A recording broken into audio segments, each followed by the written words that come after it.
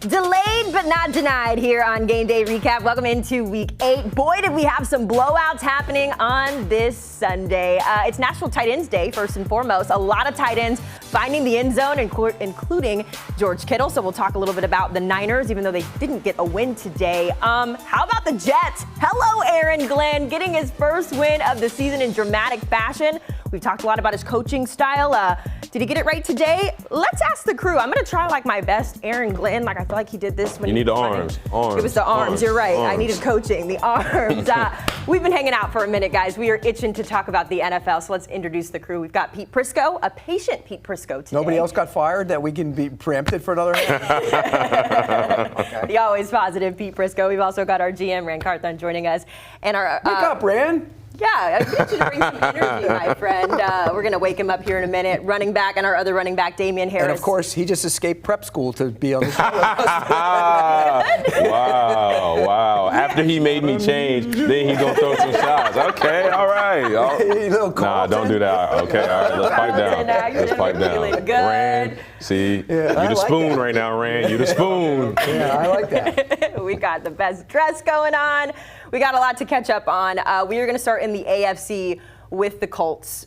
Fellas, they just continue to get better and better each and every week. This week, it was all about Jonathan Taylor looking every bit of an MVP. To be fair, they played the Titans, but Pete, either way, you got to handle business. We always say you play who's on the schedule. And right now, the Colts are looking pretty dang good in the AFC. Yeah, and you could see a game like this where, okay, you're playing the Titans. I know they're a division foe. They're not a very good team, where they would kind of, go through the motions, find a way to win the game at the end. But what the Colts are doing, they're blowing out these bad teams for the most part. Now, they had a tough game with the Cardinals at home a couple weeks ago, but for the most part, they're blowing out teams. And again, the offense is dynamic. When you look at it, they can score with the football in Jonathan Taylor's hands. They can throw the football. Daniel Jones can make plays. They get pressured a little bit today, which was something to keep an eye on going forward. But right now, that offense, and it's keyed by Jonathan Taylor. He's in the MVP conversation, if not the MVP. And I know it doesn't go to backs, but he's in that conversation. I'm just going to do this. Feed the man. Just feed him. He only had 12 carries today because that's all he needed, right? He had 3 total touchdowns, 2 on the ground, 1 through the air, but 153 yards on 12 carries. And how many runs did we see Damien where we was like, did you just see that? Plenty. It was plenty of those runs. And I'm just going to say it. He should be number one in the MVP race right now. I know we love to give it to the quarterback position. We love to elevate those guys. Jonathan Taylor is the most valuable football player in the National Football League right now. Was it you that said that he was the best running back in the NFL earlier too? Was that what we? Yeah, we were discussing that because there are guys you can look at say a Saquon or a Bijan or Bajan, whatever he's going by this week, and say that they may be more talented, right? But nobody is playing better football than Jonathan Taylor. And he gave him the ultimate compliment. He comped him to Fred Taylor, to Freddie T, who's who's one of the greatest to ever do it, one of the most underrated backs in I'll say throughout the history of the game. But I understand Pete's comparison. He's big, he's fast, he's explosive, and he has that ability to make you miss in space for a big guy, 220-plus guy that can make you move. Fred's nickname in high school was Shake because he can make you miss at 230 pounds. So Jonathan Taylor's playing MVP football, in my opinion. He is. I mean, again, to Rand's point, you can have all the talent in the world, but it takes a special skill set, a special understanding for blocking schemes, defensive fronts to run the ball the way that Jonathan Taylor is doing. I mean, we can talk about his physical attributes all day long, but a lot of this he's seeing pre-snap. Based on whether I've got a 3 and a 5 or a shade and a 5, he knows where the ball is going to probably spit out. It's because of the tape he's watched. It's because of the experience that he has with that offensive line and just the fact that he's a straight-up dog. So, yes, he should be leading the MVP conversation. And, yes, he is the best back in the NFL right now. And, yes, he is going to go to their own version of Ran Carthon, the GM in Indianapolis, and he's going to want another payday soon. Another nice payday because he's in year 2 of his 3-year extension? It don't matter. And running back, and he's getting old. It does matter. It does matter. But again, usually when you've got 1 year left going into your deal, or you've got 1 year left remaining on your deal, that's whenever you look for an extension. That's when you look to get more guaranteed money on the back end of your deal. And just with the season that Jonathan Taylor has had to start alone, he's worth every penny that he's going to command.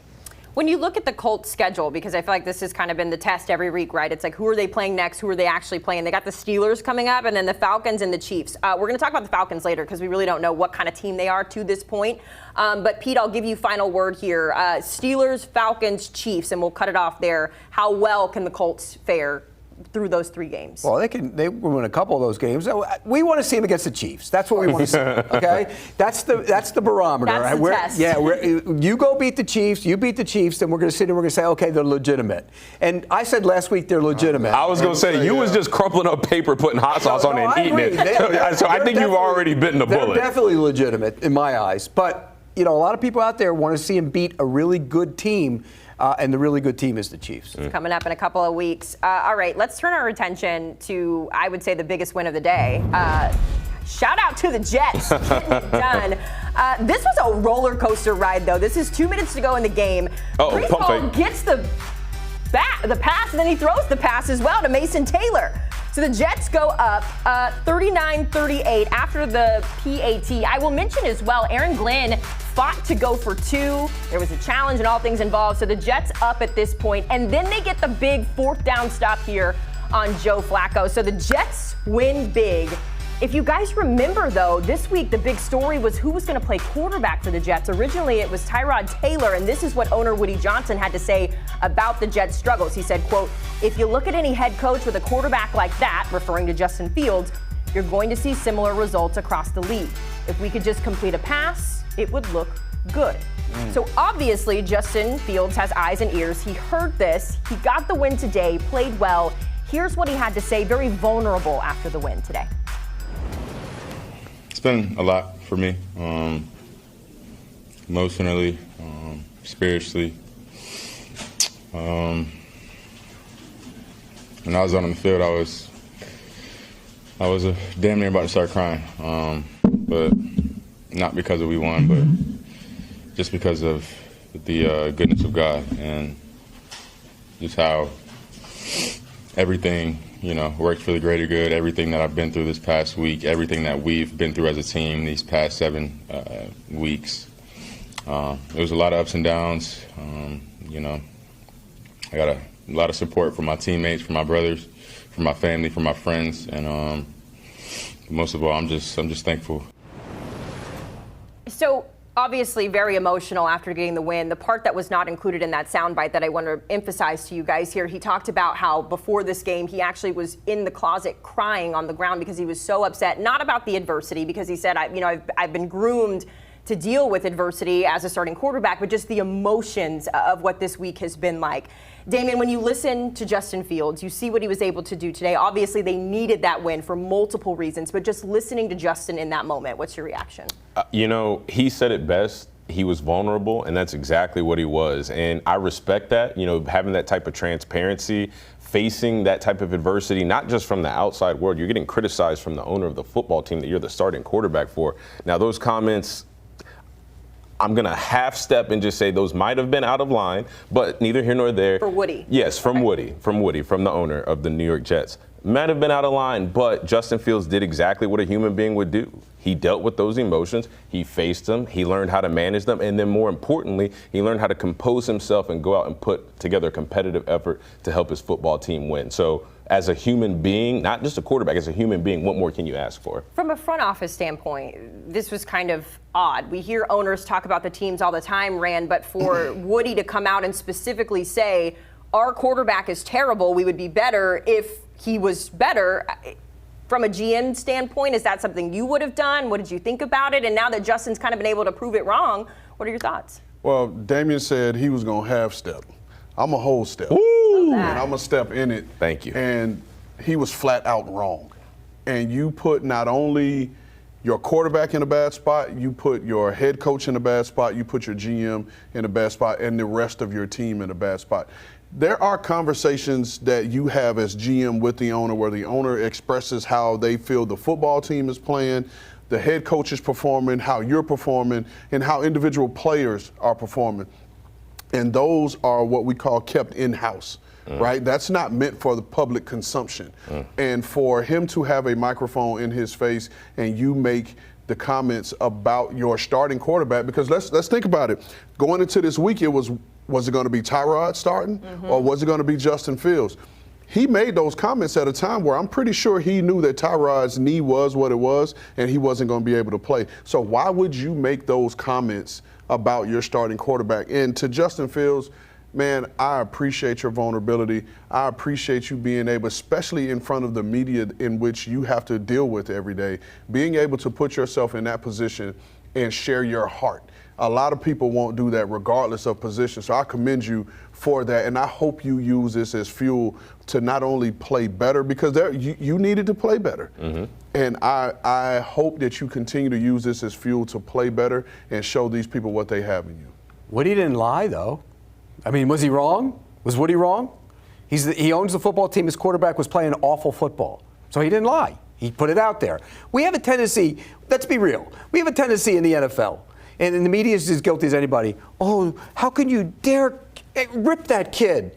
Because he's a professional. It's a professional. He's a professional. Listen, you can be a professional, but as the owner of the football team whose voice carries weight, not only in the franchise, but it permeates throughout the fan base and it permeates throughout the nation. So what? And so to me, if you didn't have that conversation with Justin private, well, maybe he did. Maybe he didn't, because Justin's response wouldn't be what it was. But let me ask you this: he said that. Probably shouldn't have said it publicly. That's it. But he did. He's the owner of the football team. It's his team. He can do what he wants to. Basically, exactly. And Justin's allowed to respond the way he wants to. Yeah. And we're allowed to respond the way. Yeah, and we can also responded if Tyrod Taylor wasn't hurt. Hold on. Yeah, he's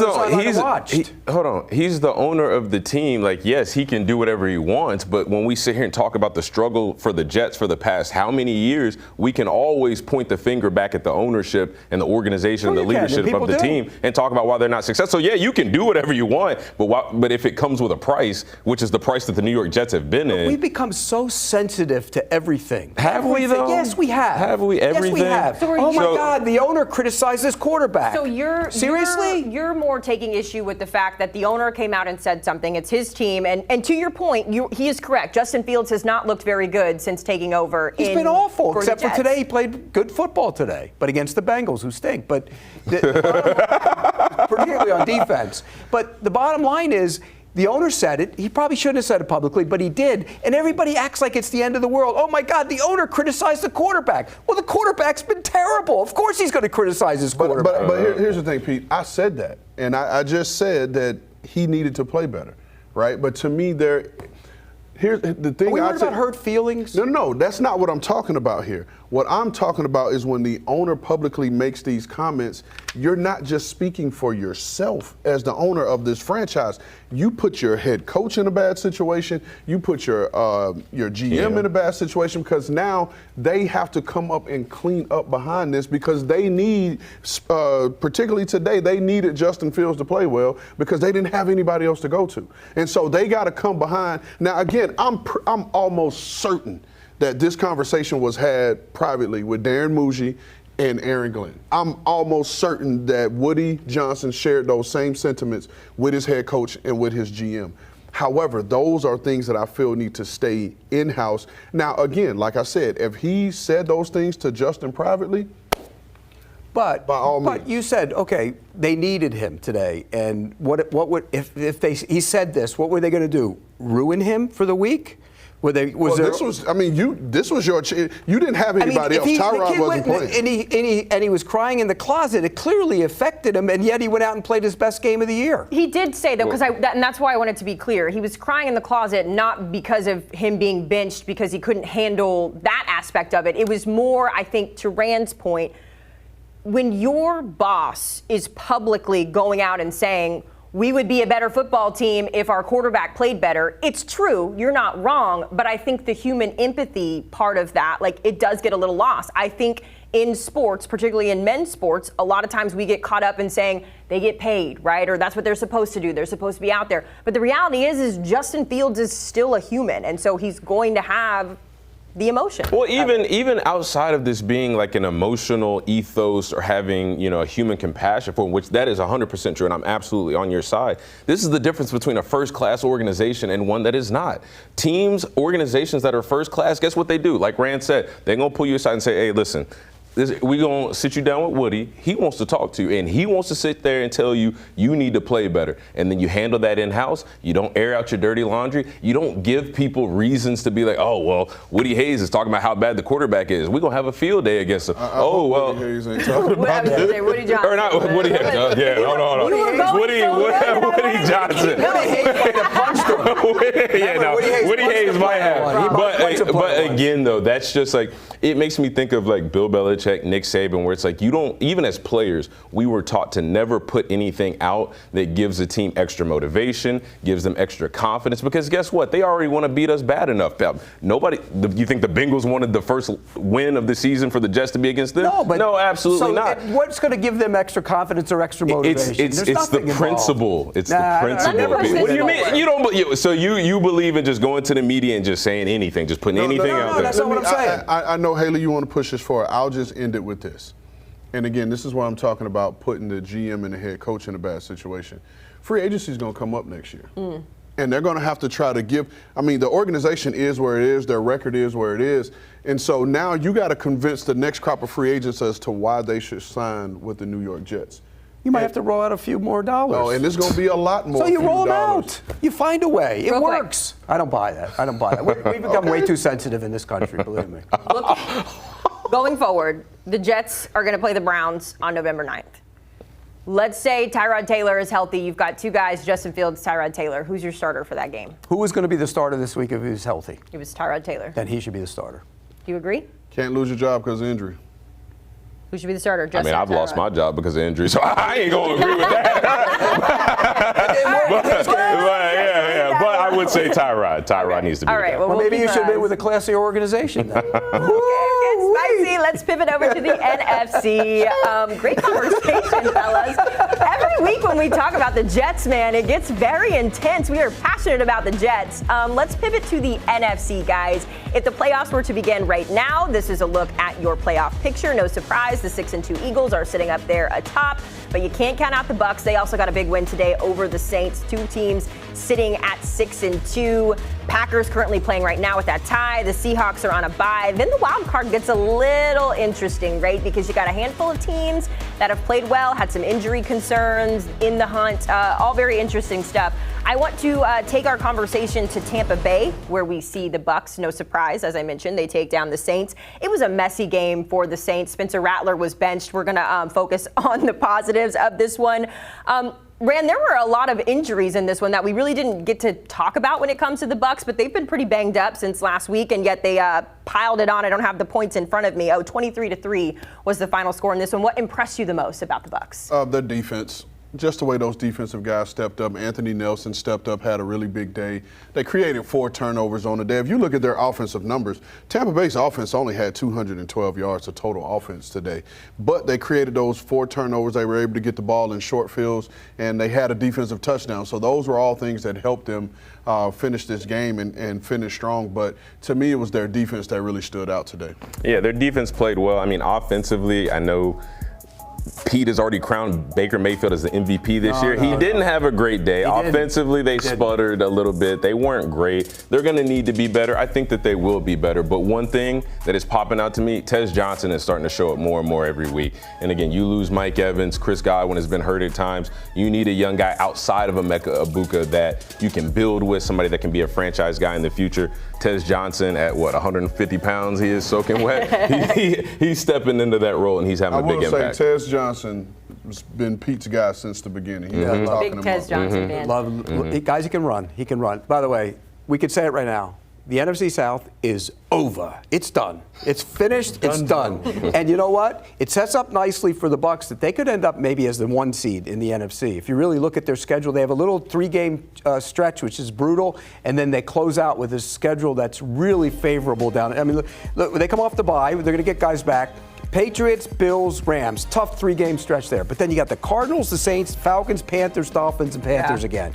That's good scheduling right there. And when they get guys back, it's going to be even better. So I think this team, you haven't seen the best of them yet. And this was a game I was worried about for the Bucs, in large part because you play the Monday Nighter on the road, you get beat, you come back home, and then you go back out on the road again in a division game. Usually that can be tough, but they turned the ball over early, and they kept taking the ball away. And I just hope Spencer Rattler can get through the week and his owner doesn't say anything bad about him so he doesn't wind up in a closet somewhere crying.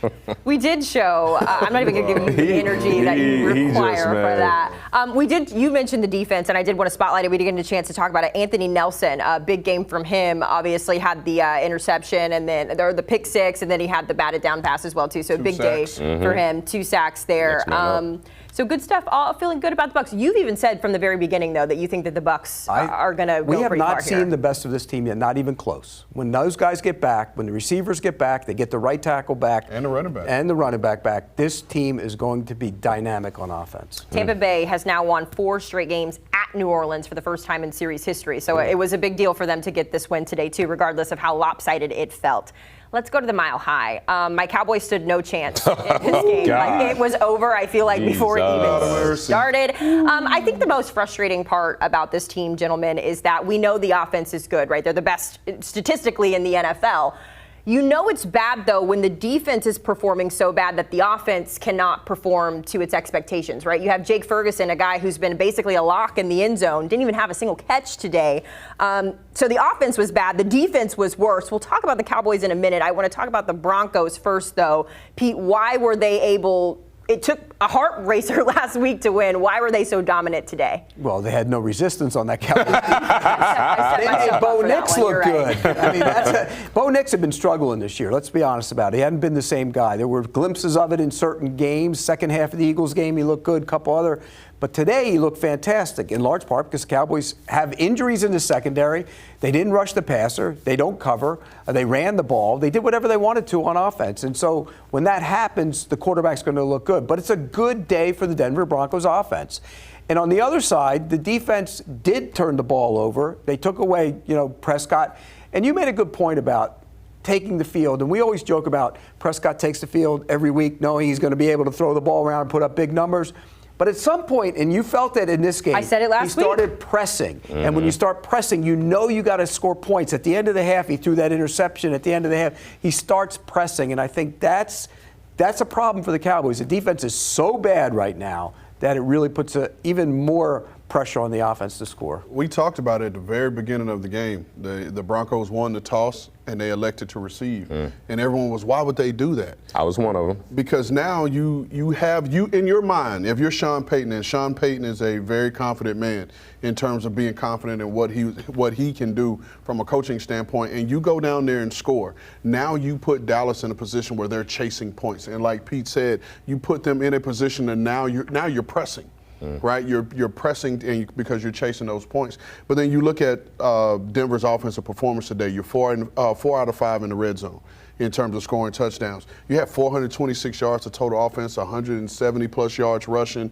You get 3 touchdowns out of your young fella, what's his name? R.J. Harvey. You get 3 touchdowns out of him. And so it was Troy Franklin had 2. Yeah, so it was a day like Pete said, because I think on one of those earlier drives, Bo Nix threw an interception. It was the very first drive. It's like, oh, well, here we go. Yeah, well, see, that was my thought process because, as you sat there and explained why when they won the toss, why they received, and the advantage that it would give them, they turned the ball over on the first drive. Bo Nix threw a pick, and the Cowboys couldn't capitalize on it. So, again, that's one of their many problems. But for me, what stood out for this Broncos team, and this is exactly what they want to do, this is exactly where they want to be, they ran the ball for almost 200 yards. J.K. Dobbins went for 111. R.J. Harvey went for another 50. He had 3 touchdowns on the day. Listen, the Denver Broncos are a better football team when they run the ball effectively. That helps Bo Nix, that takes some of the pressure off of his shoulders, that lets those bootlegs and those play actions that they love to run. It opens up the lanes when you've got a running threat or a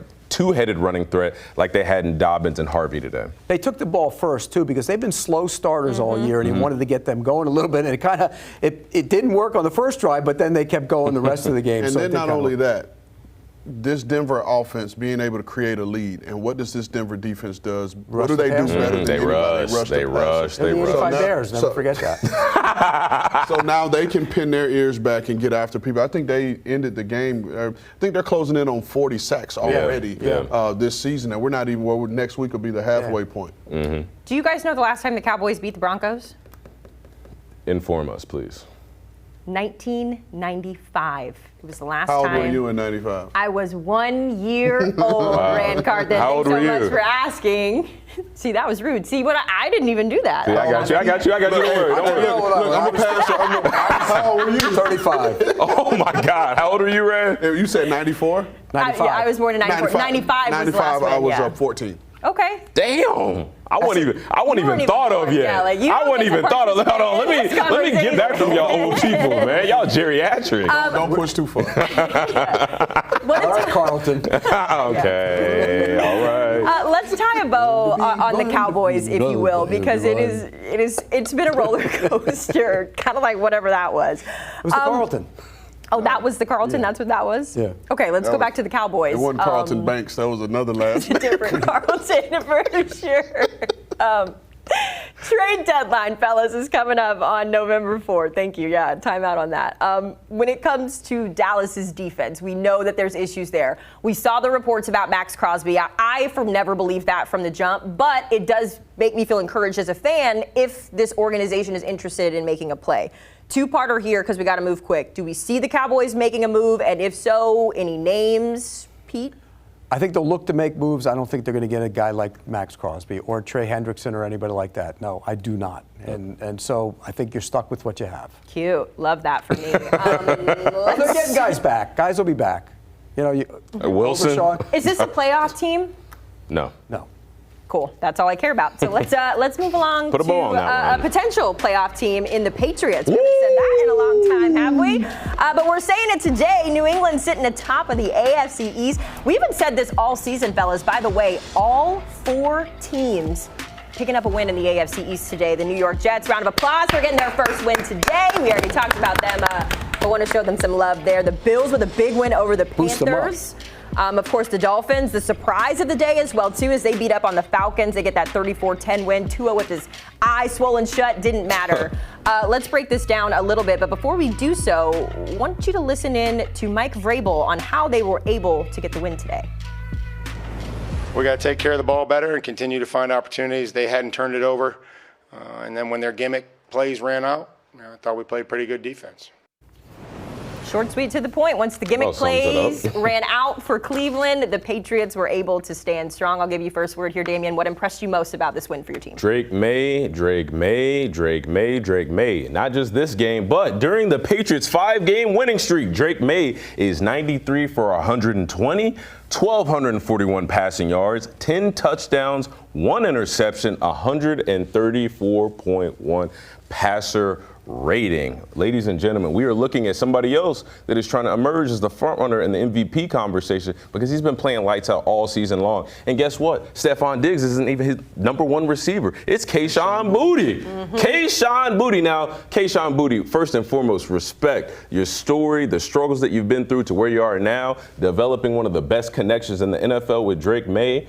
Come on. And then you've got Stephon Diggs, who has just been the energizer bunny for this team, the leader in the locker room that they needed, the veteran presence, the security, the boost that he gives this team. That was the best offseason free agency signing in the NFL last year, hands down. I don't care what nobody says. And we finally got the young buck, Travion Henderson, some carries, 10 for about 75 yards. Now, I do have a problem. He coughed the football up. As much as I love me some New England Patriots, as much as I love me some Travion Henderson, some Ramondre Stevenson, ball security has got to be an overstatement at this point in the running back room for the New England Patriots because they're too good, the team is too talented, and the trajectory that they're on to the playoffs, maybe to an AFC championship, maybe even making it to the Super Bowl, they cannot do it without taking care of the football. Wow. So you think this team Super could be a Bowl. Super Bowl team? Is that what you're saying? I'm saying if they want to get to where they want to go. If they want to get there. I just If wanted they to make wanna sure get that to we where all they heard wanna that go. correctly as a family.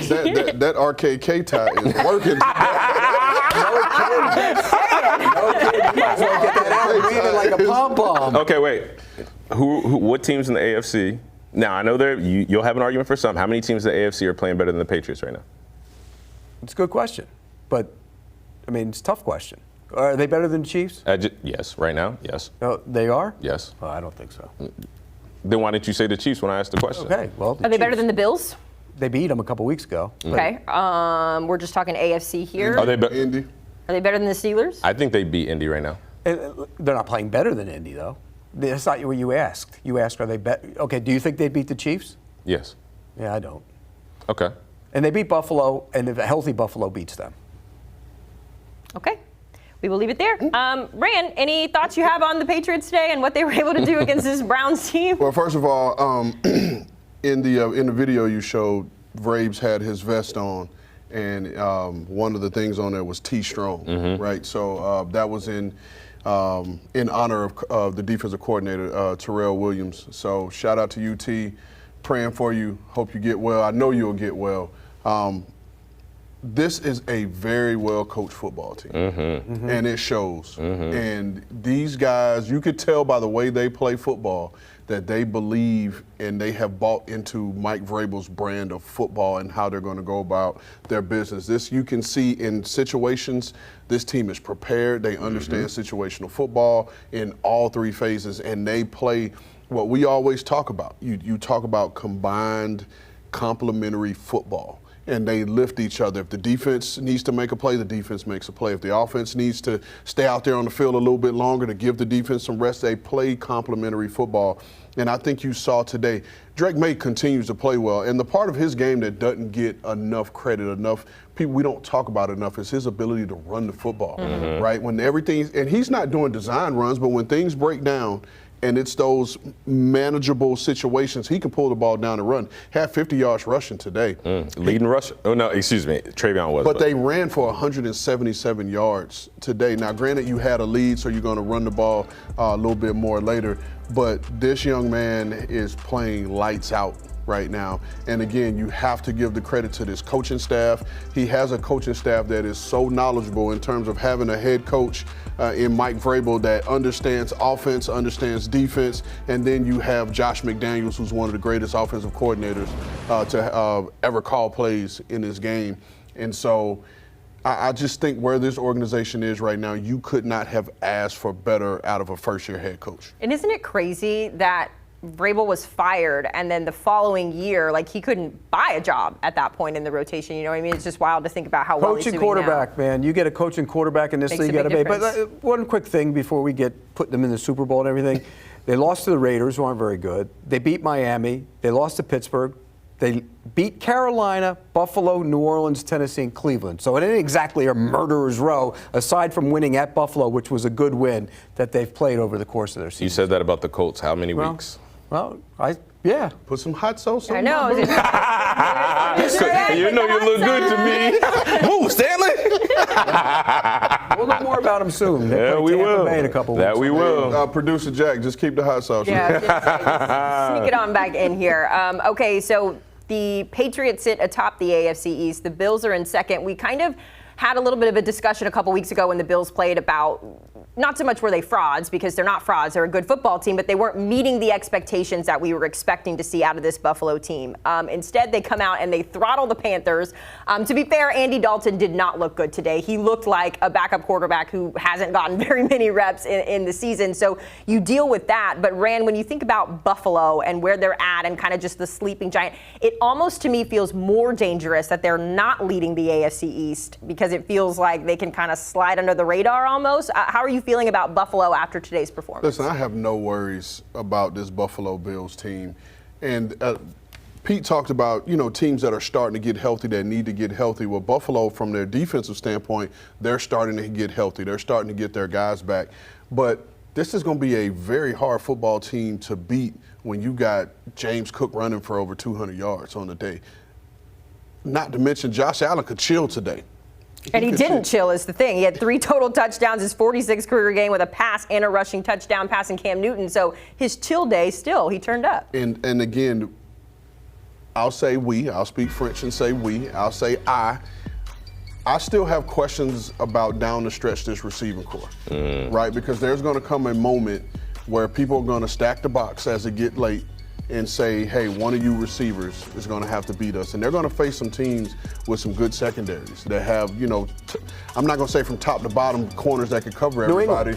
But they're going to have that. And New England has two big physical corners. They have a really good nickel, and the scheme in and of itself, they're going to face those matchups. And so this is a team that I'd be interested. We talk about the trade deadline, and are they talking to people about adding one more weapon at the receiver position, an outside explosive guy that can stretch the field vertically? Because I feel that's what they're missing. Shahid, somebody like that, and he fumbled today, but somebody, if you could get Olave, somebody like that, if New Orleans is going to make some deals, or they do need a receiver. They need speed. They lack speed. They lack somebody who takes the top off. Now, Palmer wasn't in there today, and he didn't. Remember, we saw him go vertical against Atlanta on the first play. He got hurt a little while later, and they kind of changed the way they play. But I'm in agreement with you. They need to make a move for receiver. The thing that showed up today was the pass rush. 7 sacks. Gregory Rousseau. Rousseau, Bosa, they had a bunch of guys got sacks. Michael Hoyt got a sack and a half. Today was his first game back. Today was Larry Ogunjobi's first game back. They were both on suspension. Now all of a sudden you have bodies you can rotate up front. They have 8, 9 guys now. Bosa, when he gets healthy, and they say he's healthy, but I've heard they've been protecting him a little bit. But when he's got full go, he's the guy that can get the sack fumble late in the game. But you need guys, and they now have guys. Hairston's back. That's the biggest thing. When he gets back playing corner, he gives them speed at corner. So I think they're in the market for 2 things. You mentioned receiver. I think they're going to look around the safety market a little bit as well if they find a better safety. That was one position that I thought coming into the draft. I thought that they would potentially take a safety in the first round, right? To give someone back there that has what we talk about in terms of an eraser. A guy that has range, red line to red line in terms of coverage, but a guy that can run the alley and fit and feel in the alley. And so right now I don't think they have that with Taylor Rapp and Bishop and all those guys. And when at some point, DeMar Hamlin, I'm not quite sure what his injury is, but they lack that speed and that true range on the back end. Yeah, I agree with everything that you guys said about getting guys back, having healthier bodies, having those playmakers on defense, going and getting another weapon at the trade deadline. But I also know this is a very smart organization. They're ran well. Brandon Beane, he's one of the best GMs in football. Sean McDermott, he's a great head coach. So I expect them to do everything that you gentlemen are saying, which brings me to you. You are exactly right. This Buffalo Bills team not leading the AFC East, people counting them out, saying, oh, they lost to the Patriots. Guess what? I played for a team, a New England Patriots team. We beat Buffalo at Buffalo. You know what happened when we played them in the playoffs? Every drive they had the football, they scored a touchdown. We did not. They kicked the lining out of our ASS, like Nick Saban used to say all the time. And that's not just the lining out of it. Like stuff through a tin horn, and we could not stop them. So this Buffalo team, they're absolutely dangerous. They're not dead and buried. Obviously, James Cook running the ball for 200 yards, that's going to make everybody happy. You've still got Josh Allen. Now, what does James Cook allow Josh Allen to do? It allows him to keep his suit on and be Clark Kent until it's time. But we all know when it comes to the playoffs, when it comes to playing against the Chiefs or playing against the Patriots for a divisional game for an AFC championship, 17 is going to become Superman. Hopefully they get him another weapon at receiver. The defense plays the way that they should, and they're going to be knocking on the door of another AFC championship just like they have. Today was a message. They sent a message to the rest of the NFL because all they heard going into this game was, look how physical Carolina is. They run the ball, they play good, and they beat the snot out of them. They put Rico Dowdle in a box. Snot out of them. Why are you LOLing at the Carolina Panthers, Rand? I'm not LOLing at the Panthers. I'm laughing at this guy because I know where he. We hear that from Leger. That's why. Everybody gonna catch strays on this show. Everybody. I joke with my wife, and I'm like, you never miss an opportunity to dunk on me. This guy never misses an opportunity to dunk on somebody. Man, Leger is just having his own Sunday night, and here you are. Well, I can't tell you how many times I get texts from him. See, like I told you earlier. Thank goodness. Let's talk about the Dolphins. I don't raise your hand if you thought that the Dolphins were going to win today. Nobody thought they did. And not only, Pete, did they win, it was almost like, RJ said this earlier when we were watching the games, it was almost like they dressed up for one another as Halloween. And the Falcons played like the Dolphins were supposed to, and the Dolphins played the way we expected the Falcons to. Pete, as our Miami fan here on set, what'd you think of Tua Tagovailoa's swollen eye and the Dolphins winning today? Well, he plays better with one eye than he does with two, I guess. I mean, look, he was good And the Falcons were not. And I don't know what's happening with that defense. They were missing a couple guys, but it shouldn't have mattered that much. But the thing that bothered me most about this game was Miami's run defense has been awful, with a capital A. And Bijan, how do we say it now this week? Bijan. Depends. Producer Jack says it depends on if he had a good game or not. So if he had a good game, it's Bijan. If it was no good, it's Bijan. Well, he's Bijan today. He only carried the ball 9 times. I would have come out, if I'm playing Miami, and he would have had the first 10 touches from the line of scrimmage because they can't stop the run. 9 carries when you have Kirk Cousins playing quarterback, that makes no sense to me. So I didn't like the plan for the Falcons. I didn't like the way they played. And I didn't like the fact that their defense, which the last couple weeks has been an issue for them. Let me give the people out there some context for what Pete's talking about in terms of what this Miami defense has given up on the ground, and then it makes sense why he's so worked up about Bijan. Quinshon Judkins, he had 84 rush yards, 3 touchdowns. Kamani Vidal, 138 rush yards, 1 touchdown. Rico Dowdle, 234, a touchdown. Breece Hall, 111 yards. James Cook, 118, a touchdown. Ramondre Stevenson, 142 yards. And then you look at Bijan with 14 yards on 9 carries, and you're just like, question mark, question mark, question mark. This doesn't make any sense. So to your point, Pete, terrible game plan, especially when you don't have Penix, especially when you've got Kirk Cousins. You have to depend on your best player. I do want to give the Dolphins some love here, though. We're going to talk about the Falcons and what went wrong for them. But this is a team that every single week when we talk about the Dolphins, it's never positive. I mean, I feel like even when they picked up the win over the Jets, we were still like, it's not good enough. So when you think about the timeline of events to get us to this point, last week they had that horrible showing. Everyone said, we said it on this show, that we should bench Tua, send a message, Mike McDaniel's got to go. So, Pete, when they come out today and they play the way they do, and maybe it's a fluke game, maybe today they were just fired up and they came out and they had a will to win. I guess, how does the mentality shift? How do they build on this if you're Miami? And is this something, in your opinion, that you think is sustainable? Well, look, you got to give them all the credit in the world. They could have folded up and gone home. I mean, after what happened last week, and he kind of said, they asked him this week, and he kind of threw his quarterback under the bus a little bit, so I hope he's not going to throw 10 interceptions. And so he came out, the quarterback played well, the team played well, and the fact that they were ready to play on the road, that can be an environment. You guys played in the league, you know, you go to an environment like that, sometimes you look around and you go, well, what are we doing here, you know, and they responded. So props to them. Let's see if they can build on it. That's the biggest thing. One game does not decide anything. Build on it. Show more. Tua needs to continue to play like he did today, and Mike McDaniel needs to continue to coach like he did today. Then maybe they can start winning some games, and maybe they can save some jobs. Yeah, and I'll say this in terms of the Dolphins' performance today. You were 3 for 5 in the red zone. You didn't turn the ball over. Right, and that's what's plagued this team, the amount of turnovers, particularly from Tua, the amount of turnovers that have come, and they only allowed 1 sack on the day. And so that usually leads to some type of success, especially with an offense that has explosive playmakers, right? That you have more time to get those guys the ball.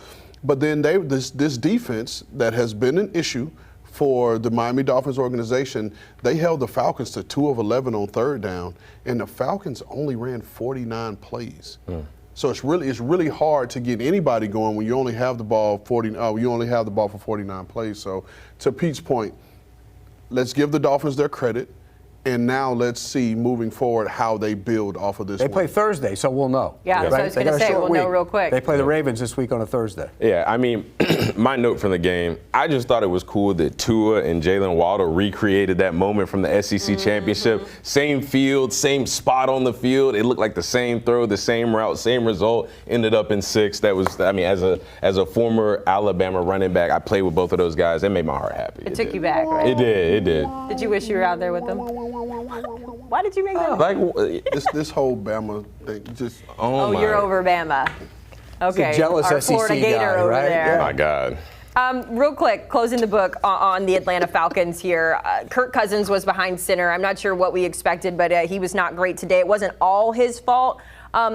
Concern level, Pete, when it comes to the Falcons. I think they said Michael Penix, if it was a playoff game, he would have played. This was more precautionary than anything. It wasn't like he played well the last time out against the 49ers. Yeah. I mean, you know, he's had some games, the Carolina Panthers game, he's had some bad games. And this team has been up and down. They look like at times they're going to be a really good team, and then they get back down. I think this is about who they are.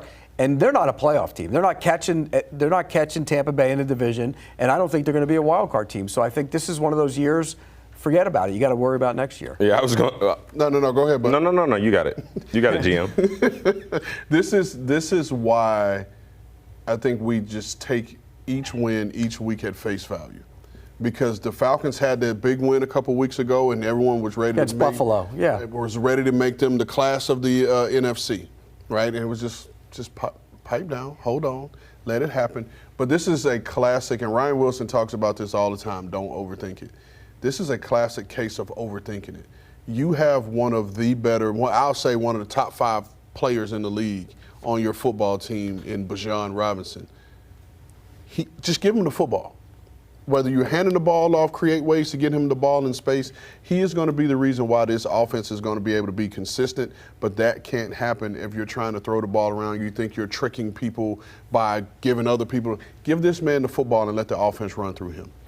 Like you both said, we will learn a lot more about this Dolphins team coming up because they've got a short week. They're going to take on the Ravens in Thursday Night Football. The Ravens, of course, grinding out a win today. As you take a look at the box score here, they beat the Bears, snapped the NFL's longest winning streak this season. The Bears were riding a 4-game win streak. Caleb Williams is his second straight week without throwing a touchdown, although he did have a good connection going with Roma Dunze. Either way, though, this one belonged to Tyler Huntley and the Ravens. As he gets it done, he gets elevated from the practice squad, on Friday, and then comes out here and gets a big, much-needed win for Baltimore.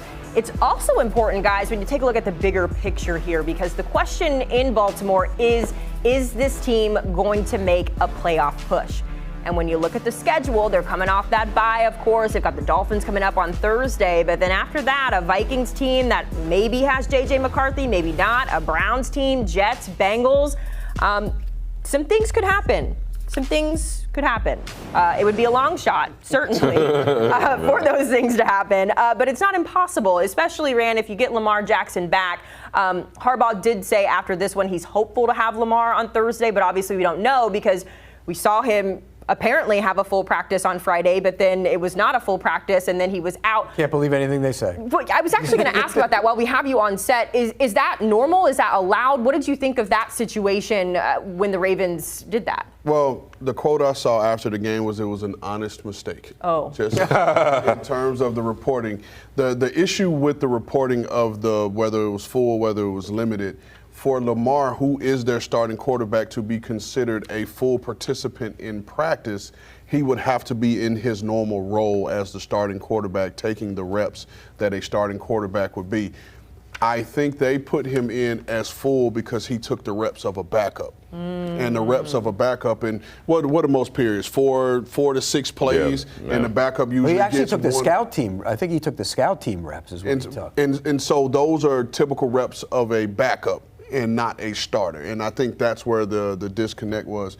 But talking about this football game, and shout out to Snoop Huntley, the way he came in. And they didn't light it up offensively by any means, but they were balanced, right? I think they threw for 177 yards and ran for 178 yards. But the big thing for Chicago that has continued to plague them is penalties. They had 11 penalties today. And that's just something. And Caleb's got to play better. He's got to put the ball in the paint and help them score more points. But these penalties, and Pete talks about it in every game that we sit there and watch, pre-snap penalties or penalties that wipe big plays off the board. Like, these are all things. Why are you laughing? Why are you laughing? Because you know I want to grab a helmet and What you gonna do to him, Pete? Them little arms you got. No, hold on. Can you please say for the viewing public what you call those pre-snap penalties? they're chokables. So for those of y'all wondering why I'm laughing, because I'm thinking about it, like chokables. Back in the day, your coach used to grab your mask and shake it around. Well, you can't do that anymore because you end up in a closet somewhere. Damien, we're going to keep things on track here. You just will not let that go. He won't, man. I'm kidding. Everyone at home. No, you're not. No, you're not. Hey, feel what you got to feel. That's my belief. Do you believe in therapy? Yeah, absolutely. Okay. Absolutely. Okay. I was not We need to expecting you make to say that a that. session one day. right. I feel like we do need a session. Yeah. I want to talk really quickly about Derrick Henry because I know that this set specifically, when it comes to Saquon, when it comes to Derrick, we have held them to very high standards. Today, he passed Walter Payton for 5th all-time on the rushing list. Running back lover. How big of a moment is that for Derrick Henry? It's a huge accomplishment. I mean, you look at Derrick's career from high school to college, national champion, Heisman, Doak Walker winner, every rushing record in high school that stands. He's moved into the top 5. He's going to be a Hall of Famer. The only thing he doesn't have is that glorious Super Bowl, that coveted Super Bowl. But even without that, he's had one of the most illustrious careers that we've seen in all of football, not just at the running back position. He's almost changed and redone how the running back position is. He made it cool again to be that bigger back after we came off of the LaDainian Tomlinson era. He made it cool to be the big physical bruiser back, and he's reaping all the benefits of all of his hard work. Because when you look at his offseason videos, I mean, nobody can train with this guy. Nobody can work out with him. Nobody trains at the level that he does. So the work that he's put in, he's reaping the benefits of it. He's climbing the all-time leaderboards as we speak. Kudos, hats off to my former roommate, man. Just keep going. You're just gushing about all of your best. I was going to say, is that all right, Rand? Is that cool? Is that cool? I mean, I stepped back on that one because that one deserves some love. Okay, thank you. So When you said Walter Payton, though, I thought you were going for our resident hater. No, yeah, that should be the new nickname. Walter Payton. You're right. I'm going to keep that in the back pocket. Walter Payton. Okay. Yeah. That would be dope. Who is our Walter Payton Award winner for Producer Jack. We got a new segment coming next week. I mean, I'm good for it. Hey, All right, start making your list. We'll get back to you. I want to talk about the Texans, guys. I feel like they're a team we don't spend a lot of time talking about on this program because their season has just been kind of a mystery, a team that was pretty quiet. I know one of the things that we talked about with C.J. Stroud was, is he going to take that next step that we saw from him as a rookie? The run game in this one was really special. Houston outgaining San Francisco 299-65. So let's keep the running back love going. What stood out to you about Houston today? Woody Marks. He needs more touches. I mean, give the guy the football. Listen, we all love Nick Chubb. We love what he's done for the game of football. He's past his prime. You've got to go with the hot hand. It's been Woody Marks. He's dynamic. He's a change of pace. He gives the run game a different energy than what they've had recently. Just keep giving him the football. And I know we're talking about the run game. I'm going to toss it to our other running back over here. But I got to say, the Texans giving up 0 sacks today. When we've talked about how bad this offensive line has been for C.J. Stroud, that plus having a run game with Woody Marks, that's a recipe for success. The thing that stood out the most was time of possession. Yeah, I was going to get there. Houston was able to keep this 49er offense not only off the field, but in a place where they couldn't get in a rhythm, right? And so you got to understand, DeMeco Ryans has gone up against this offense for years, and he had to prepare for it for training camp, off-season practices, and so he was coming into this game with an understanding of how Kyle would want to attack his defense. But to be able to get this offense off the ground under offensive coordinator Nick Caley, and Houston's time of possession today was 41 minutes. And 41 minutes and 22 seconds compared to San Francisco, 18 for 38. There was a point throughout, I mean, almost through the second quarter where San Francisco had only run 10 plays. The first quarter was that way too, because their first drive was a 10-minute long drive. So their first drive was 14 plays that I think ended in points, and then the second drive was 9 plays that ended in points for Houston. And so they were able to keep this San Francisco offense, who had been moving the ball well in terms of how Christian McCaffrey had been running and the different things they were doing for him out of the backfield, but they were able to keep these guys off the field and out of rhythm. We learned today they can't get Brock Purdy back soon enough. I mean, that's a given. And, you know, the 2 touchdown passes that Mac Jones threw, one should have been batted down at the goal line. The other one was a great catch on the sideline. So he didn't play very well. He was pressured a lot. I give him that. He was hit a bunch. But they need Purdy back in the worst way. The other thing is, on the other side, Nico Collins didn't play, but the Iowa State kids all showed up today. Every one of them. Xavier Hutchinson, 5 for 69, a touchdown. Higgins had 4 for 34 and a touchdown. And then you had Noel had 5 for 63. Those young receivers are growing up for the Texans, and that's a good sign going forward. because C.J. Stroud looked good today. Yes, I mean, he he got did. the ball out of his hands. He looked, he's precise with his throws. And when they get Collins back, you look at this team, they're going to start scoring points again. And they're going to be tough to beat. The problem is their schedule is brutal. I mean, you look at that schedule going forward, it is just absolutely brutal. It's going to be a tough go for them to get this thing, back to where they can be considered a playoff team and to catch the Colts. That's almost impossible. Broncos next week, and then the Jags, the Titans, the Bills, the Colts, the Chiefs, and then they get a little break with the Cardinals and the Raiders. So to your point. Not some bulletin board material for the Arizona Cardinals. Dag on. Bye week. Right. Homecoming. Dag on.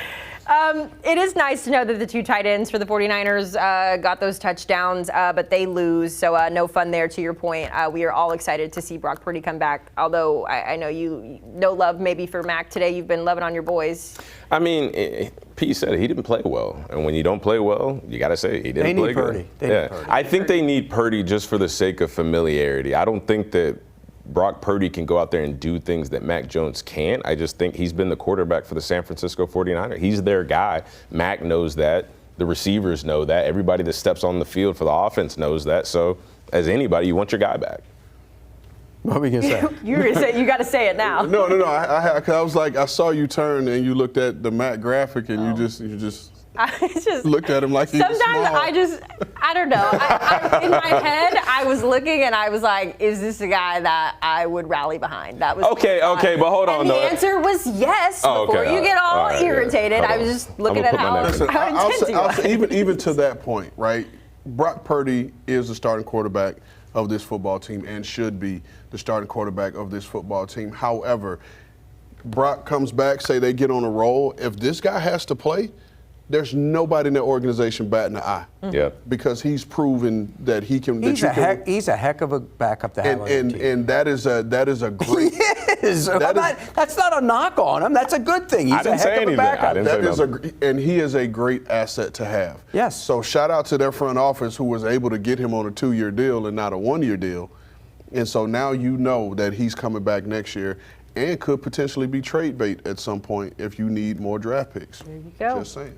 49ers currently sitting in third in the NFC West. If we pivot over to the NFC East, we know we have not seen a repeat champion in that division since the Eagles won it 4 straight years from 2000 to 2004. They are currently in the driver's seat at this point of the season, week 8. They got a big win, a big revenge game, if you will, over the Giants today. Some controversy that we're going to get into there. Somehow the Cowboys are in second place at 3-4-1. Every time I see that one, you guys, I just wish you knew how irritated it made me feel. The Commanders got a big game coming up on Monday night against the Chiefs, and then, of course, the Giants, they're down in the bottom. Let's start with the Eagles, and there's a couple of different angles that we could go, so I'll start with the broad one here, the revenge game. Everyone was so surprised to see the Giants get that big win a couple of weeks ago over the Eagles. I don't think anyone expected them to sweep this year, but Rand, when you look at what the Eagles were able to do today, we're going to talk about the controversial tush push in a moment, but big picture, what did you think about the Eagles winning? We talk about it every week on this show. They finally got Saquon going. He had the big 65-yard run on the first drive and finished the game with 150 yards rushing. But then they made the midseason move. You go get Tank Bigsby from Jacksonville, and he had 100 yards rushing coming in when Bijan tweaked his groin. So more than anything, they were able to get the ground game going, over 200 yards rushing, and that makes Jalen Hurts more dangerous in terms of being a passer when you have the threat of the run game, when you can play action pass, and now it creates those routes over the middle for Smitty because A.J. Brown was out today. And so now you have those plenty opportunities to get him the ball. Even had, what's the receiver that they got? Mechie. No, not Mechie. From Dotson. Dotson got him going. He had a big head top play down the sideline, was able to score. And so that's what's going to open up this Philadelphia Eagles offense is once you get this ground game going. It's hard, right? Because Saquon went for $150 today, and that's what we expect from him, the reigning NFL Offensive Player of the Year. So it's hard to get those gaudy numbers, especially when you just came off the year that you had. Everybody's game plan is revolved around stopping you. But what I will say is when Saquon puts up these type of numbers, when the run game does what it did today, that is what makes Jalen Hurts a top 10, potentially a top 5 quarterback, because he can be so efficient. He can dump the ball to Smitty, who's sure-handed as it gets. He can take the top off the defense with A.J. Brown, who's as sure-handed as it gets with the deep ball. He's got guys like Dallas Goedert, again, Dotson. You just go out and get John Mechie. Jalen Hurts is a smart quarterback. He doesn't turn the football over a lot. He doesn't put the football in harm's way. People might not like where the football ends up because sometimes it's out of bounds, sometimes at the receiver's feet. But nonetheless, when he can just sit there and know that the defense is keying on the run and he's just got to find the right guy and get them an easy access throw, that's when he becomes a top 10 quarterback in the league. So I've said this before, I'll say it again. As much as I love Jalen Hurts and everybody wants to talk about how he's the muse for the Philadelphia Eagles, it's the run game. It's Saquon Barkley that are the motor and the heartbeat of this team, because Saquon Barkley makes Jalen Hurts better than Jalen Hurts makes Saquon Barkley.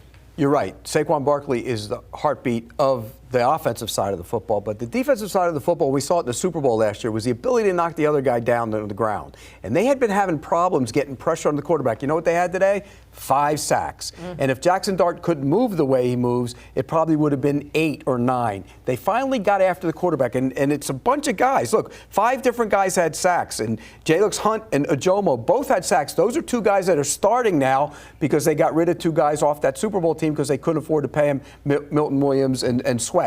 So I think that's a great sign for the Eagles going forward, is that their pass rush is starting to come alive. You run the ball, Hurts makes his plays, your pass rush comes alive, all of a sudden you get back to being the Eagles again. You got maybe a little luck mixed in there as well with the tush-push play, too. I want to show you guys, I believe we have the video, and let's talk through it as a family, because the broadcasters even spoke about this. So obviously Hurts reaches over, and that's kind of where the drama comes from. He reaches the ball. I believe it's Kayvon Thibodeau who punches it out.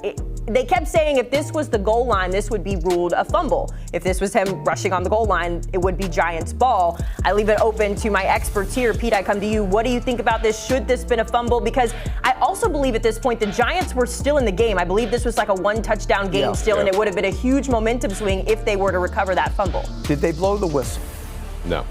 And so why, when they reviewed it, did it not get reviewed and get overturned then? That's the question. I didn't hear. They never had an explanation for that. So I think, because he's clearly on top of bodies, he's not down unless they blew his momentum dead and said that his forward progress was stopped. And if it's not stopped, then that's why it's not a fumble. Let's hear from Brian Daboll on what he thought about this play after the game. I can't imagine. What did they tell you on the tush-push fumble play, and what did you challenge afterwards? Yeah, I'll just say our guys upstairs were pretty adamant about challenging the play. Have a lot of trust and faith in them, and it didn't work out. Not going to get any particulars though with it. Were they, when he initially said you weren't allowed to challenge it, but you did again? Like, were they wrong that you weren't allowed to challenge it? Yeah, no, I respect it. I'm not going to get into the particulars of it. Again, I got a lot of confidence in the guys we have upstairs with that stuff, and just didn't work out. What did the officials tell you about the play? I'm not going to get into particulars. So here's what I thought, because we didn't have the sound up on that game. Whether right or wrong, I think they ruled his forward momentum had been stopped. You can't challenge that. You can't challenge that, right? And so I think initially he challenged, believing that he could. Then they told him, hey, you can't challenge this play. And I think he proceeded to try to challenge again. You made the comment of, I guess the telecast was saying, if that had been the goal line, it would have been a fumble. If that had been a goal line, it would have been a touchdown, because the ball would have broken the plane. And so to me, that was more of the issue. To me, this isn't a tush-push issue. This is an officiating issue in terms of when they blew the play dead, whether they should have blown the play dead, because we see it all the time. The running backs are caught in this bubble of people, and then the pile just keeps on moving when clearly the forward momentum has stopped in terms of the runner, but they're getting this extra push, and they allow that to continue to happen. I'm wondering if they ruled the momentum being dead because it was a quarterback that was caught in that position and not just a normal runner. It's kind of, it's kind of interesting that now we're in an era where everybody's pushing and the pile gets pushed for hours on end, seemingly now, and they have this one that was on top of a pile and they blow it dead. So if they blew it dead, the right call is you can't challenge it. it was too early to be blowing that play dead. I know we're sitting here being politically correct. We're, trying to be mindful of the officiating, what they may or may not have done, what the rules may or may not be. It was a fumble. Plain and simple. It was a fumble by definition, by rule, as, gentlemen who have played the game, as women who have studied the game and do such an amazing job of knowing the game. It's a fumble. Like there's no. If it's blown dead, it's not a fumble. Well, I'll tell you this, because I've been in those piles. And I'm not a quarterback. They don't blow it dead that fast. Not even on the tush push. We've seen Josh Allen do it. We've seen obviously Jalen Hurts do it. We've seen almost every team try to. It's in college. It's moving down to high school. Everybody tries to do the tush push. Never have we seen a play be blown dead that quickly. Usually it's for a touchdown. It's usually on the goal line, so we don't have to worry about it. I think that is an issue that comes into play. But at the same time, regardless, and even if they do call the play dead, I'm still going to say that that's wrong, and they shouldn't have. And for context, before you go, that was 4th and 1. Yes, Right. it was 4th and 1. It was a 4th and 1 call, because we talked about it on the ball security. Mm-hmm. You don't reach the ball unless it's fourth down or you're on the goal line. Yes. Technically, though, if you're reaching and you're not down, then you get to this whole issue of crawling on bodies as you in that pile, and that becomes another part of it. If you say he's not down, which you're probably right, he probably wasn't down, they blew him dead. Then all of a sudden he could continue to crawl on bodies, which becomes another problem in that scenario as well. Yeah. So you got to blow it dead at some point in that scenario. You do. I wouldn't have blown it dead as he's reaching the ball out, though. No. Just like if I see somebody that's wide open and they start to reach the ball out, like that's live football. That's a like football move. Remember when Trevor Lawrence did it in that Monday night game and the ball was slapped out of his hands and it went the other way. So yeah, you're right. If it's up here, but he's on the ground reaching it out, and that's why I think they blew it dead. You got to give them something more to watch now on that tush push. We're going to see him like crowd surfing over. Right. I will say this though. I'm spending any more extra time studying the tush push because it will not be. That was going to be my point. It's not, the tush push is not going away. This is not going to make it go away. And wait, you just said it will not be. You're the opposite. You're saying it is going away. Next year it's gone. Oh, it's gone? It's gone. Oh, well, I was sitting here thinking. Not because of this. This could have happened in a traditional quarterback sneak too. This type of thing could have happened. Well, okay, that was more of my point. Like this, obviously, what we're talking about right here, like this fumble situation. It's the first time we've seen it happen. This won't be the reason that the tush push is gone. No, but it's so he's right. It's going away. It was pretty close this I hope so, honestly. Well, so that makes sense. Me too. Obviously, the sad part of this game for the Giants was the Cam Scatterbo injury. I mean, Jackson Dart's reaction to it, I think, summarized how we all felt. He is such an integral part of what this Giants team has done. We have seen reports that he is scheduled to undergo surgery tonight at a local hospital in Philadelphia. So you lose a lot. Not only do you lose production, Pete, but you lose energy. You've got Tyrone Tracy and Devin Singletary as a couple of the other running back options here, but just really takes the life out of what the Giants have been doing. And kudos to the kid, because when he came in, there were a lot of doubts about whether he had the speed and the ability to get outside. At least I watched him. I watched him as close as anybody. I'm the Sun Devil. You and me both. And I love the kid when he was at ASU, but I was uncertain about him in the NFL. I really was. He proved me wrong. And so I really hope he can get healthy and get back to being himself again. Because you're right, he added a physical presence, a toughness. He loves the game. You can tell he loves playing the game, and he can get outside, which I was surprised at. So it's a terrible blow to the Giants. They've suffered some big hits. You talk about Neighbors, that's another enormous hit. But again, when you lose a guy like that who's such a big presence and a big part of their offense, that's going to be tough to overcome. Yeah, I think they're going to miss the juice in that part of it. But let's not sleep on Tyrone Tracy, because he was very productive when he was given the opportunity. And the only reason he was not the starter, he got injured. It happens. It happens, y'all. It happens. He got injured, and then, like you said, Scatterbo and Jackson Dart both took off and brought that energy. But well wishes to Cam and for his speedy recovery, and just the fact that they're doing a surgery tonight kind of lets you know that there's some nerves, some ligament stuff that they're Which you concerned hope about. like heck it's not a nerve. And so you want to be able to get that fixed. So prayers up for him. Yeah, I just want to echo that. Prayers to Cam, his family, the people that love him, and send him onto the field of battle knowing that this is a possibility, and they sit there biting their fingers, they're nervous. You know, this is about more than just Cam. It's about more than just the football team. It's about Cam as a person, his family, what he means to the people that love him. So you hate to see guys getting carted off, especially guys that have such a huge impact like Cam Scatteraboo. But, you know, just wishing all the best for him as a person. And I have no doubts that he can use this and make this a part of his testimony to where he's ultimately going to be. No word yet on a timetable, but just doing a quick search as far as a dislocated ankle, anywhere from 3 to 6 months, depending on the severity. To your point, having the surgery tonight means that maybe they were a little bit concerned, but all things that we are echoing, keeping our thoughts and prayers with Cam Scatteraboo there. Let's talk about the tight ends today. National Tight Ends Day. George Kittle creating the holiday. We've got some side-eye going on here from our resident running backs. You guys need to get a National Running Backs Day going. Well, apparently last week they started. Last week was. Did you get an email? No, I didn't. Not y'all not being invited to the National Running Day conversation. What the hell are you on? He made me the chairman. Here's a couple of the notable tight ends with big performances today.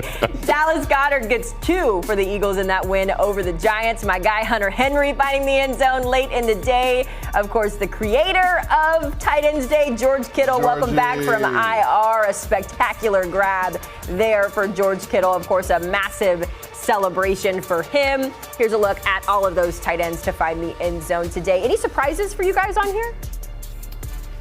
No, but Mason Taylor caught his from Breece Hall. That's true. That was a big surprise. Jake Tungus, he stole his. Because that ball was going to Kittle. Yes, it was. And he just plucked it out of the air. Yes, it was. So He's like, I'm getting mine But today. he said, not without me. It won't be a National Tight Ends Day without me. I personally am surprised. We talked about it. Jake Ferguson not on this list. I almost thought for sure he would be on there, but we already talked about my Cowboys, so let's leave it there. And instead, we are moving on to our winners and our losers. It is certainly one of my favorite segments of the day, guys. We're going to start with winners, of course, and Pete Prisco, I believe. You were on the board here. Pete always makes fun of us for taking, what do you call it, the low-hanging fruit? Low-hanging fruit. Apparently a lot of us took the low-hanging fruit this week in our winners and losers. So the floor is yours. Set the stage. Who's your winner this week? I took a team that we don't talk about a lot, right? The Houston Texans. Very good performance by the Texans. I've picked them as my winners before. You did, but it's okay. You did? And it was called low-hanging fruit. Haley was just saying we don't talk about them much. So We don't. And they were dominant today in all phases. And they actually made that an interesting game for a little bit, and it never should have been. They dominated from start to finish. They ran the ball. They played good defense. They got after the quarterback. They didn't get him on the ground much, but they got after him today, and those young receivers showed up. So the Texans, you're my winners today. And I took the low-hanging fruit. In honor of National Tight Ends Day, I took all the tight ends. Yes, you did. Okay, so shout out to all the tight ends. We just talked about them. We just talked about them. However, I want to add that it's now 11 tight ends that have scored touchdowns because Tucker Kraft scored there we go. in the night game. So that now pushes the number to 11. But shout out to all the tight ends that got into the end zone today on National Tight Ends Day. Amen. Amen. I'm going with Anthony Nelson, defensive end for the Tampa Bay Buccaneers, Pete Prisco's favorite team, stepping up for Hassan Reddick today in his absence, and he had himself a day. 4 total tackles, 2 solo, 2 sacks, a forced fumble, and an interception. When we talk about next man up, it is exactly that. The starter may be out, but whenever your name and your opportunity is called, you're expected to play at the same standard. I think he went above and beyond today. He's my guy. I believe he was the first player this season, too, to have an interception, like a pick six, and also a fumble. So big stuff there for him. My winner is also low-hanging fruit. It is Saquon Barkley, and it is Saquon Barkley because we have held him to such a high standard all season long. He finally gets it together. His first 100-yard game this season. I think he deserves to be a winner this week. So Saquon, congratulations. This is probably the only time I'm picking an Eagle as my winner. As far as my loser, I'm feeling the Birds today. My loser is the Falcons. I just can't figure them out. I don't understand their identity, and no shade to the Dolphins. All shade to the Dolphins, let's be real. That should not have been been the score for the Falcons today. So my loser is Atlanta. Damien, who you got? Spencer Rattler. I mean, just an atrocious performance today. He was benched after turning the football over on multiple occasions. Now you put the New Orleans Saints in a position to where they have to explore what they have at Tyler Shuck. He replaced you, and now he's probably going to be their guy moving forward. So not only did you get pulled, you potentially lost your starting job, and that's not a good look. And for me, I'm going there. I chose Woody Johnson as my loser for today. And I chose Woody because, and we talked about, you are entitled to as the owner. I think Jed York eloquently said it.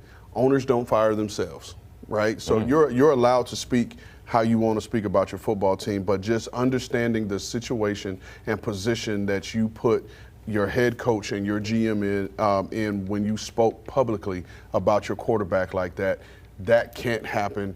And that honestly puts the organization back because it takes on so many things, because now players on the team have to worry about if they're not performing, if they're going to get publicly criticized by the owner.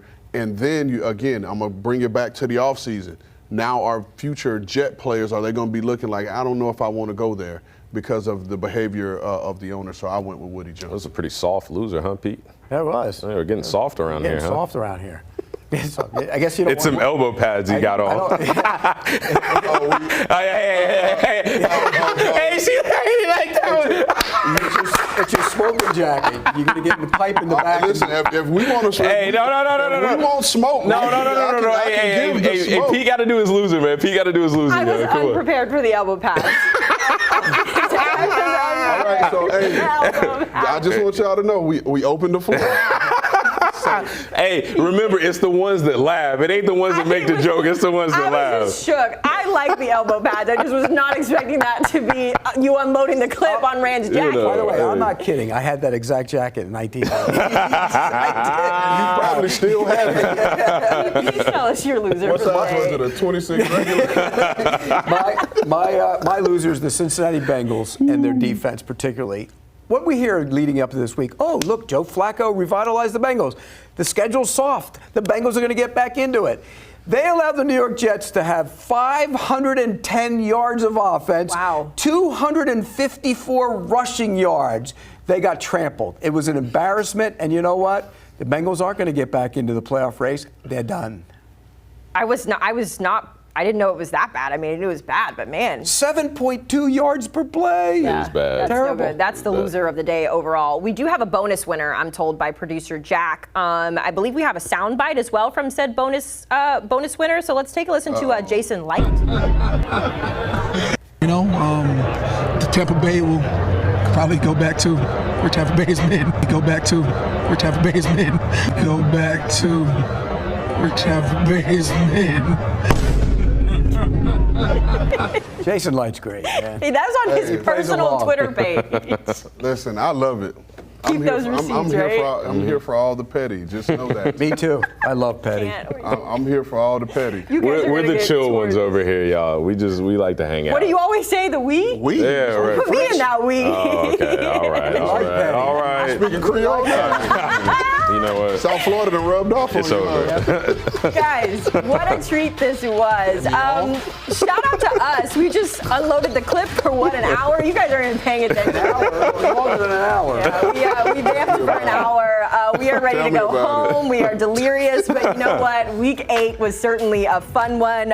We will do this all again next week. Welcome back, Damien, by the way. Damien was out last week. He is back. Pumpkin patch. The pumpkin patch. I took my babies to the pumpkin patch. Nice little day off, you know.